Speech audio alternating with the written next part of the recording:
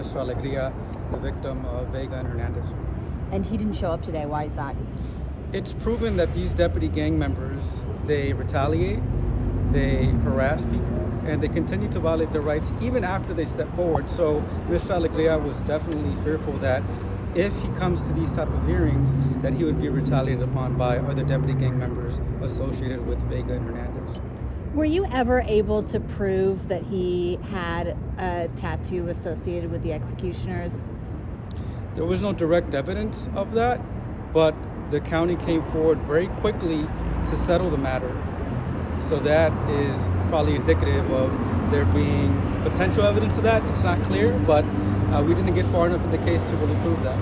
Can you speak to the fact that this incident happened before the deadly shooting of Andres Guardado, which became probably the most controversial shooting of 2020 in LA? Mr. Alegria was subjected to these violations 2 months before Andres Guardado was shot and killed. If the county were to take these deputies out then and there, put them on admin leave, or take them out the streets, Andres Guardado never would have been shot and killed.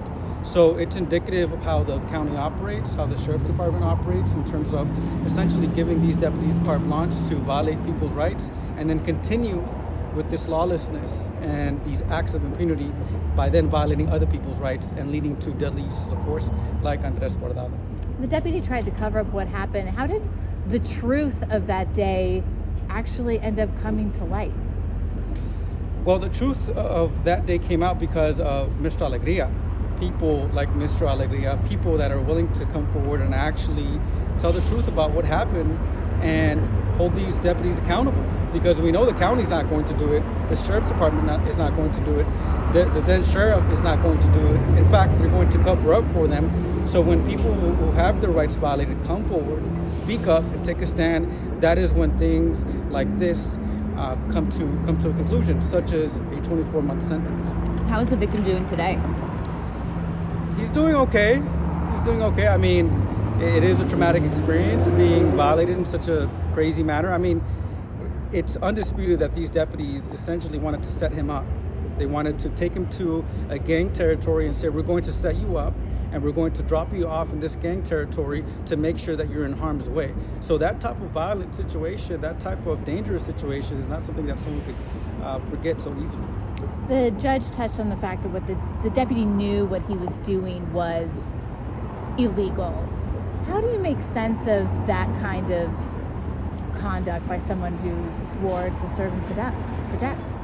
That's the issue with peace officers.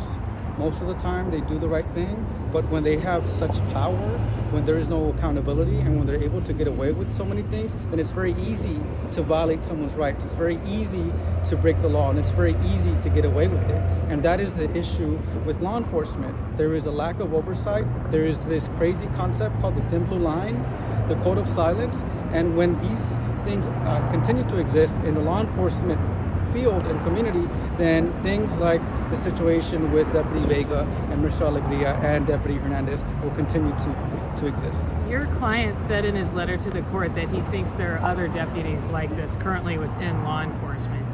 What can be done about that? And the judge said he wanted his sentence to send a message to them. Do you think that's going to work? It may work to a certain extent, but it could also work to further make these deputy gangs more secretive.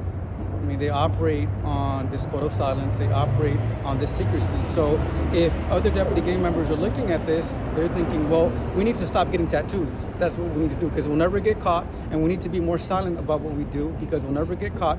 So in a way, there is accountability, but in another way, it also drives towards more secrecy within these deputy gangs.